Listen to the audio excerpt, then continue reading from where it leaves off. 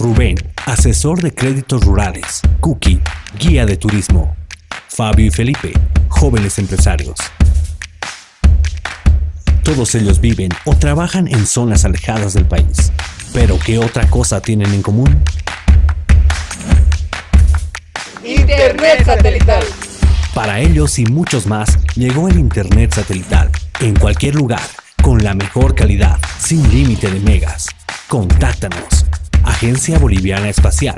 Internet satelital donde tú quieras. Regresamos, segunda media hora del programa, y de verdad qué buena sensación da saber que hay gente que sigue trabajando en dejarnos estos trabajos, estos legados, siempre lo digo, porque esto queda para siempre. Agradezco mucho a los autores que me hacen llegar el material. Para nosotros es fundamental, y además cuenten con el medio está disponible para poder promocionar aquello que ustedes han elaborado con tanto sacrificio en muchos casos, tantas horas de reflexión en estos conceptos.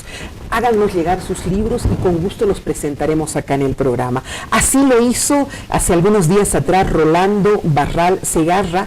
Él es doctorado, docente, investigador de Ciencias de la Educación de la UMSA. Me hizo llegar dos joyitas que le agradezco mucho. Vamos a empezar hablando de una de ellas, pero una es Colonialismo Pedagógico, el racismo es el pensamiento en el pensamiento boliviano, es uno de los temas de los libros, y el otro es Vygotsky, Psicología y Pedagogía Histórico-Cultural, que agradezco muchísimo. Bienvenido, muchísimas gracias Rolando por estar con nosotros. Muy buenas tardes. En primer lugar, agradecerte la cobertura. Muy pocos canales dan cobertura a la cultura, en este caso los libros, y estoy muy honrado de estar en esta entrevista. ¿Quién eres, Rolando? ¿Tú eres docente y eres Bueno, yo soy docente en qué? En Ciencias de la Educación. Soy docente de la carrera de Ciencias de la Educación de la UMSA, y bueno, el área de educación tiene muchas áreas, especializado en el área de currículo. Bueno, me fascinó el libro de Vygotsky, donde trabajas a Vygotsky, porque este es pues un psicólogo que justamente por primera vez en la historia ha hablado de esa psicología histórico-cultural que a veces ignoramos, pero que los psicólogos sociales la tenemos como un piso para nuestro trabajo. Cuéntame un poquito, ¿por qué abordas a Vygotsky y de qué se trata este trabajo? Bueno, en realidad yo soy analista, he hecho muchos estudios sobre la reforma educativa, y la reforma educativa lo mostraba a Vygotsky como constructivista. Sí. Entonces hemos hecho un análisis, una investigación epistemológica, y demostramos en ese libro que Vygotsky no es constructivista, tiene una base materialista dialéctica, es marxista, y a partir de ello se fue construyendo el libro, y en la segunda edición obviamente hemos hecho una ampliación y un enfoque de lo que realmente ha aportado Vygotsky con esta psicología histórico-cultural hasta lo que ahora se llama como las neurociencias. Así es. Vygotsky es el padre de las neurociencias. Pero que las habló en un momento en el que ni siquiera nos imaginábamos aquello, ¿no es cierto? Y sí, que este hombre era como adelantado a su tiempo. Sí, ha sido considerado como el Mozart de la psicología, porque ya en los años 20 se había adelantado bastante a su tiempo, y en la actualidad Vygotsky en el mundo anglosajón, en Norteamérica, está de moda. Está de moda, es como que lo han desempolvado y lo han vuelto a sacar, que además él por su cercanía con Rusia y con ese modelo también había sido de alguna manera marginado, ¿cierto? Exacto. Bueno, en realidad Vygotsky ha trabajado en lo que es el enfoque, él lo que quería, y creo que lo ha logrado, era desarrollar una psicología dialéctica marxista en esa base, y a partir de ello ha ido refutando, cuestionando otras teorías psicológicas. Por ejemplo, el psicoanálisis, que para Vygotsky es una psicología organicista, biologicista y pansexualista, ¿no? Cuestiona el conductismo, cuestiona también a la pedagoga médico, en realidad, Montessori, desde su lógica dialéctica, ¿no? Por ejemplo, para Vygotsky la escritura es un proceso cultural y no tanto anatómico. En esa línea cuestiona a Montessori.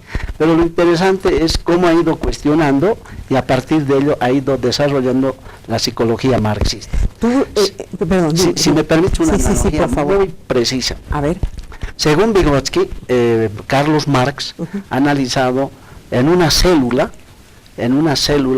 todo el tema capitalista, ¿no? Esa célula es el valor. Y dice, si alguien quiere encontrar esa célula en el campo de la psicología, habrá hecho una revolución copernicana, una revolución profunda. Y bueno, en realidad él mismo encontró, y ese signo, esa célula para descubrir el tema cultural psicológico es precisamente el signo. Por eso ha entrado a la semiótica y considera Vygotsky que el lenguaje es el canal por el que se puede entrar a explicar toda la problemática sociocultural del ser humano. ¡Qué fantástico! Yo entiendo, y ahí estoy viendo, porque el libro viene con un video, estoy viendo que te has trasladado hasta Rusia para poder hacer el trabajo, ¿qué? ¿De la segunda edición? En realidad fue una circunstancia casual, pero tuvimos la oportunidad de ir hasta Rusia y estuvimos en San Petersburgo, en Moscú, y por así azares del destino llegamos a la tumba de Vygotsky, y está en el video donde mostramos que se llama La Tumba, y además hay un museo de Vygotsky en Moscú. En realidad Vygotsky ha sido silenciado por el sistema stalinista, por ser un sistema totalmente retrógrado, pero en la actualidad lo han vuelto a sacar, obviamente fuera del país y luego obviamente en la misma Rusia.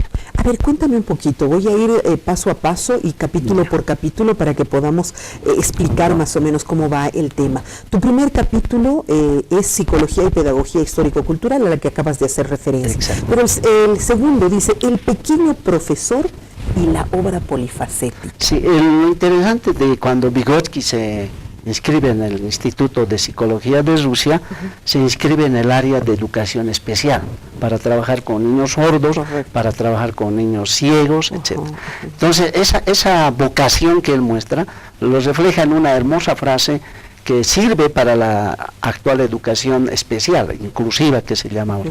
Él decía, la ceguera como hecho psicológico no es una desgracia, es una desgracia como hecho social.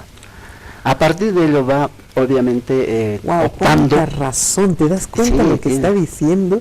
Sí, mucha profundidad. Es verdad, es cierto. Socialmente la ceguera es un problema, pero ese ser humano está más bien dentro de sí mismo y generando, me imagino que, nuevos conceptos en su vida y reflexiones, ¿no? Sí, entonces hace una opción para trabajar con los ciegos, con los sordos. En realidad yo lo considero como el padre de la educación especial e inclusiva, que ahora está muy en boga, y que él opta por trabajar, porque era un pequeño profesor en el sentido de que ya desde adolescente empieza a enseñar, y mire la importancia de una biblioteca. Sus padres tenían una biblioteca pública de ellos que lo daban a la sociedad, y él era muy lector y además manejaba como 9 idiomas. Y aprovechó todo aquello, claro. Sí, un genio, y era de verdad un hombre muy, muy especial, ¿no? Sí, en el primer libro lo consideramos nosotros como Vygotsky como polifacético.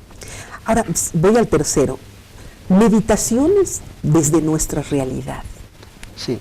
¿De qué hablas? Nosotros relacionamos a Vygotsky, por ejemplo, en nuestra realidad, ¿cómo está?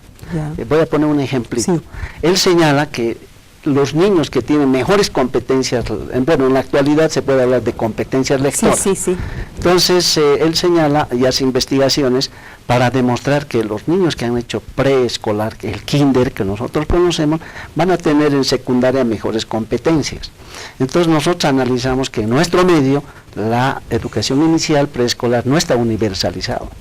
Y eso es una investigación que ha dado línea al mundo, en el sentido de que los sistemas educativos han creado el preescolar, el kinder, como un aprestamiento precisamente para que se apropien de la lectura y de la escritura.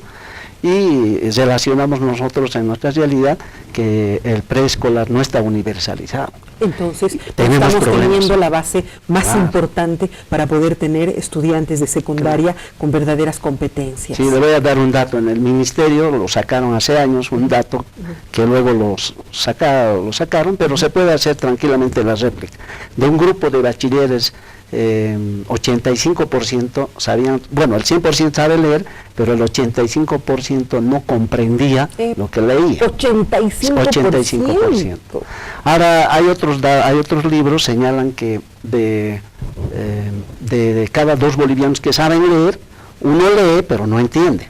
Peor todavía. Ahora, un dato te voy a dar, porque estás aquí siempre con políticos, a todos se les pasó, y es una crítica también a los periodistas, ¿no? Salió ahí Estado plurinacional supuestamente en una papeleta, pero la gente se dio una votación que pusieron Estado plurinominal. Sí, correcto, entonces, el tema es que no solamente es los maestros, no es la sociedad. Tenemos ese problema. Leemos, pero no leemos, ¿no es cierto? Entonces, Vygotsky ya de sus investigaciones sacó una línea para el mundo, que las personas que hacen preescolar tienen mejores competencias en secundaria y en educación superior, sin duda. Imagínate qué importante, ok.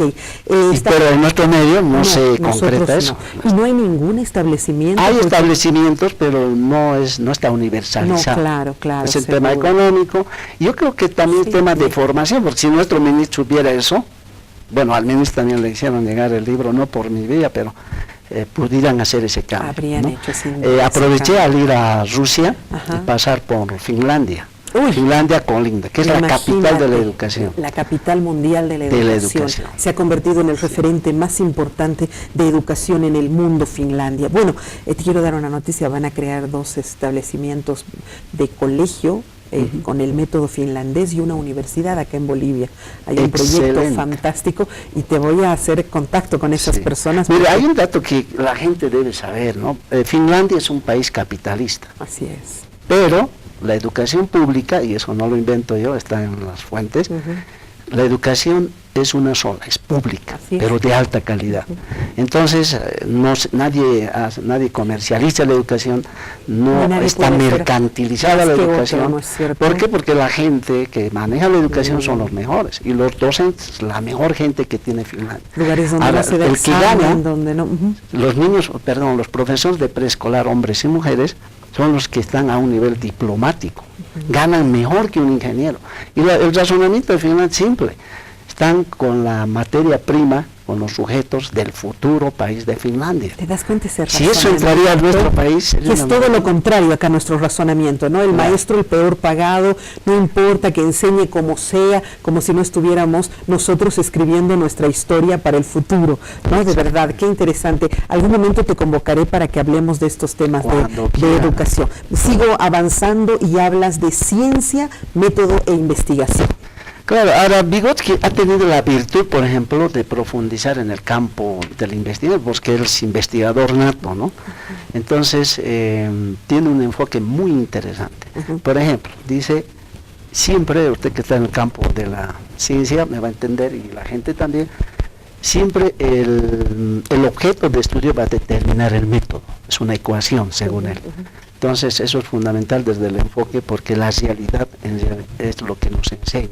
No a la inversa, no a la inversa. Entonces, hay que estudiar el objeto de estudio en movimiento. Su enfoque dialéctico en realidad va llevado a la investigación. Y la investigación, y también hace énfasis, es desde todo punto de vista subversiva. Subversiva en el buen sentido, de cambiar esquemas, romper esquemas mentales, etc. Paradigmas. Si usted analiza con ese criterio de Vygotsky lo que ha pasado en Argentina, los cuadernos de investigación sobre el caso de corrupción, supuesta corrupción de los Kirchner, la investigación periodística que hay que ponderar en este caso del niño Alexander y el supuesto, entre comillas, que lo han condenado, ¿no? La investigación es subversiva, ¿no? Y eso es lo que plantea Vygotsky desde su óptica. Interesante. Sigo bajando y vámonos al capítulo 7, Psicología Histórico-Cultural. Como le decía hace rato, las psicologías en realidad han aparecido, hay muchas corrientes, ¿no? A estas alturas nosotros podemos decir que todas las corrientes aportan, sin duda, pero en nuestro medio, por ejemplo, la psicología en nuestro país, en Cochabamba, por ejemplo, hay mucha tendencia psicoanalítica. En Buenos Aires, ni qué decir, totalmente, ¿no? Hay otra psicología, la psicología sistémica. En la Argentina también mucha sistémica, bueno, hay la humanista, hay lo cognitivo comportamental, en fin, ¿no? Pero entonces lo importante es entender la pluralidad. No podemos decir esta sirve y las otras no. En esa lógica, en nuestro medio, y es una crítica que hago a las carreras de psicología en nuestro país, muy poco se enseña el enfoque histórico-cultural. por la vía anglosajona está entrando Vygotsky, etcétera. Entonces ha tenido muy buena acogida, por eso estamos en la segunda edición, y lo que explica es cómo el ser humano, a través de la educación, va incorporando todo y va creando y recreando la cultura a través del lenguaje. Ese es el aporte fundamental de Vygotsky, porque el lenguaje es un constructo cultural. Él decía, ya entrar un poquito más profundamente, el organizador semiótico de la conciencia, obviamente es el lenguaje. Así es. Entonces, ese es el gran aporte revolucionario, vincula con el trabajo, vincula con la educación productiva y fundamentalmente trabaja con lo que ahora se conoce las neurociencias. Así es. ¿No? Él ha sido el padre, le decía hace rato, de las neurociencias, porque ya ha planteado que el órgano más complejo, la materia más altamente organizada, es el cerebro. Lastimosamente las escuelas psicológicas como el psicoanálisis, conductismo no la tomaron en cuenta. En educación, la educación tradicional no tomó en cuenta el órgano con el que aprendemos, el cerebro. En la actualidad, obviamente, ya hay un afloramiento de esta tendencia y Vygotsky fue el padre, no lo considero yo, sino muchos psicólogos. Es verdad, qué interesante, pero tan adelantado a su tiempo, como decíamos, que realmente no se lo tomó en cuenta en el momento. Dos enfoques teóricos, Piaget y Vygotsky. Sí. De manera sintética, yo entiendo, en algunas entrevistas, voy a sintetizar. Piaget es un psicólogo suizo que antes era biólogo. Él plantea más un enfoque más individualista, ¿no? Que el niño aprende solo. El desarrollo humano, claro, y todos los estadios del Vygotsky va a cambiar por un enfoque sociocéntrico. El niño aprende con la ayuda de los demás, los amigos, la escuela, la influencia, y ahí está el gran aporte, porque el niño no está solo, nadie se educa solo. Nos educamos en comunidad, mediatizados por el mundo, diría otro pedagogo. Pero Vygotsky va a entrar a ese enfoque de que el niño va aprendiendo con los demás y lo ha categorizado en lo que es zona de desarrollo próximo, lo que va a aprender, zona de desarrollo real, lo que ha aprendido, domina por sí mismo, y zona de desarrollo potencial, lo que aprende en el futuro, ya con los demás y por sí mismo. Y lo que remata ahí es, hay dos categorías: la intrapsicológica, lo que uno aprende por sí mismo, mentaliza, y la interpsicológica, cuando se relaciona con los demás, como estamos haciendo ahora. Así es. No, sí, definitivamente, alguna vez cuando lo estudiábamos a Piaget, yo veía, en aquella época recuerdo que habían niños minibuseros que de 6 años ya acá en Bolivia, ¿no?, ya pagaban y te daban cambio, ¿no es cierto? Yo decía, si Piaget los viera, ¿no es cierto?, cuando él piensa que recién a partir de los 12 años tienes una, razonamientos lógicos concretos o operacionales.